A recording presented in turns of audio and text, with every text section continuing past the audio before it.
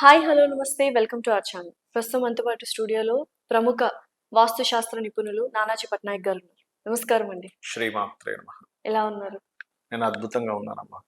కొన్ని చోట్ల అంటే ఇప్పుడు ఇండివిజువల్ హౌసెస్ లో ఊర్లలో అలాగా మనం కట్టుకుంటూ ఉంటాము. అవునమ్మా. తేనె తట్టులు ఉంటాయి అవును. గురువు గారు. సో తేనె తట్టులు ఉండడం బెటరా లేకపోతే తీయించేసేయాలా తేనె తట్టు ఉన్నప్పుడు?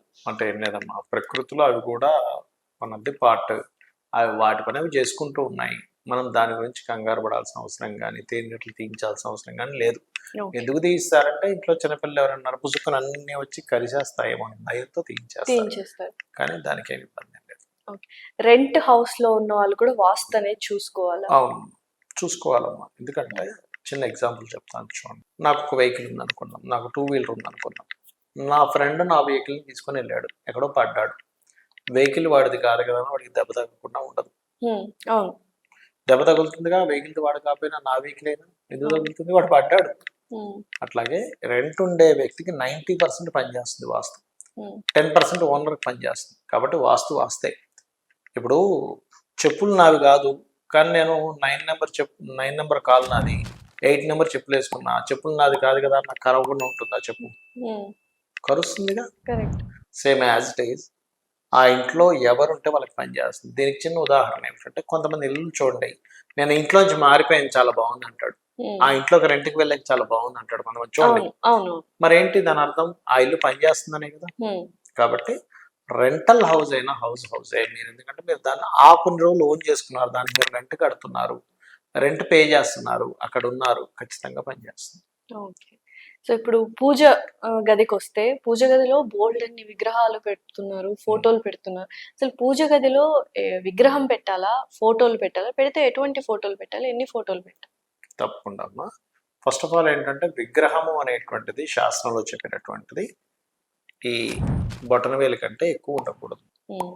మరి ఉంటే ఏమిటి? దాని తగ్గట్టుగా నైవేద్యం మనం స్వామివారికి అమ్మవారికి ప్రసాదం చేయాలి.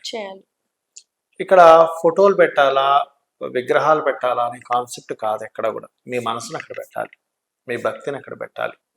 చాలా మందికి భక్తి అండ్ స్పిరిచువాలిటీ అంటే క్లారిటీ లేదు.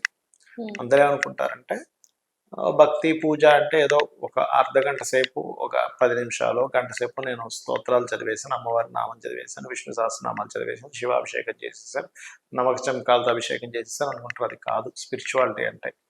కేవలం అరగంట సేపు, గంట సేపు పూజ గదిలో ఉండి చేసినటువంటి పూజే స్పిరిచువాలిటీ అనుకుంటే మీకేమీ తెలియదని అర్థం. స్పిరిచువాలిటీ అంటే బయటకు వచ్చిన తర్వాత కూడా మీ పూజ గదిలో ఏదైతే లింగాన్ని చూశారో, శివలింగాన్ని, ఏదైతే పటంలో ఉండే అమ్మవారిని చూశారో, మనకి లలితాసహస్రనామం ఏం చెప్తుందంటే అంతా ఈశ్వరుడే.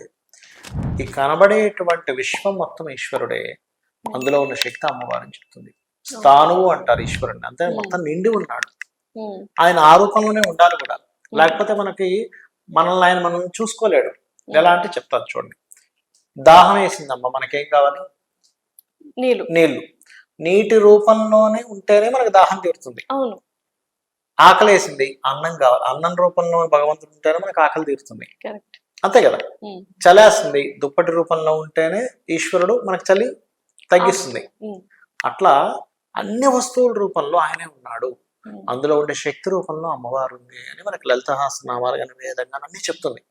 అలాంటప్పుడు నువ్వు బయట ఉండే ప్రతి దాంట్లో భగవంతుణ్ణి చూస్తేనే స్పిరిచువాలిటీ అని నీకు అర్థం, నిజమైన స్పిరిచువాలిటీలో ఉన్నట్టు. అంతేగాని కేవలం అరగంట సేపు ఏదో పూజ చేసేసి తర్వాత బయటకు వచ్చి ప్రతి ఒక్కటి మనసులో తిట్టుకుంటూ వీడియో వెదవాయి ఒక ఇది అది ఇది అని అనుకుంటూ బయటకు మాత్రం నవ్వుతూ మాట్లాడేవంటే నువ్వు ఇండైరెక్ట్ గా భగవంతుడిని తిడుతున్నట్టే. మరి ఇక్కడ కూడా ఉన్నది భగవంతుడి దగ్గర. మీరు ఉన్నారమ్మా, మీతో ఇంటర్వ్యూ చేసినప్పుడు మంచిగా మాట్లాడి మీరు అటు పోగా నేను మీ గురించి ఏదో గాసిప్ చెప్పాను అనుకోండి, ఇంకా నేను ఈశ్వరుని ఎక్కడ చూస్తున్నాను? మీలో అమ్మవారు శాస్త్రం చెప్తుంది. సహస్రారాంబుజారుడా సుధాసారాభి వర్షిణి తటిల్లతా సమర్చి షట్చక్రోపరి సంస్థ అని చెప్తుంది శాస్త్రము.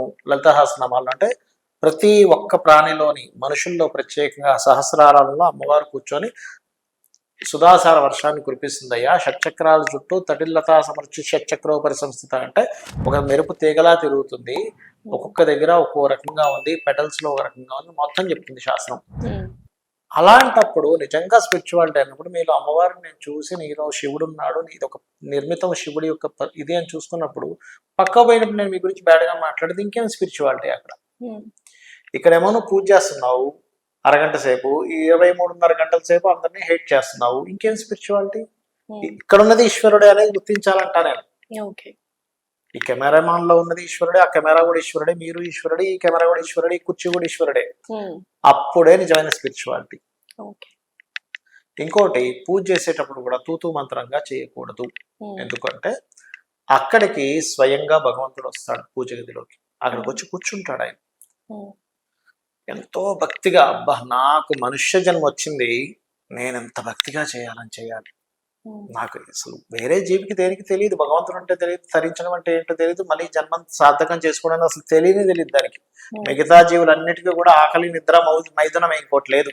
ఆకలేసిందా ఇంకో ప్రాణితో ఇంకో సెక్స్ చేద్దామా, లేకపోతే తిందామా, లేకపోతే భయమా, నిద్ర మైథునం భయం అంటారు. ఇంకో జీవి ఏమైనా మనల్ని చేస్తుంది, ఇది తప్పితే దానికి ఏం తెలియదు. జన్మను తరించుకోవడం తెలియదు, భగవంతుని పట్టుకోవడం తెలియదు. ఓన్లీ మనుష్య జన్మకు మాత్రమే భగవంతుడు అంటే ఏమిటి, ఎలా నామస్మరణ చేసుకోవాలి, ఈ జీవితాన్ని ఎలా కైవల్యంలోకి తీసుకెళ్లాలని మనుషుడికి మాత్రమే తెలుసు. అలాంటప్పుడు ఆ పూజ గదిలోకి భగవంతుడు అక్కడికి వచ్చినప్పుడు ఎంత భక్తిగా చేయాలంటే ఇంకా అసలు అంటే ఇంకా నాకు ఈ ఛాన్స్ దొరికింది అన్నట్టుగా చేయాలి. ఇప్పుడు ఎందుకమ్మా చిన్న ఎగ్జాంపుల్, ఇంటికి ఎవరైనా గెస్ట్ వస్తారు, వాళ్ళకి మీరు ఇలా మొహం మీద పడేసినట్టుగా టిఫిన్ ఇవ్వడానికి ప్రేమగా ఇవ్వడానికి తేడా ఉంటుందిగా. అది ఫస్ట్ ఆ పూజ గదిలో ఈ పటాల, ఈ విగ్రహాల, ఈ కలరా కంటే కూడా ఇది ముఖ్యము అంటా నేను. Okay, thank you so much. శ్రీమాత్రే నమః.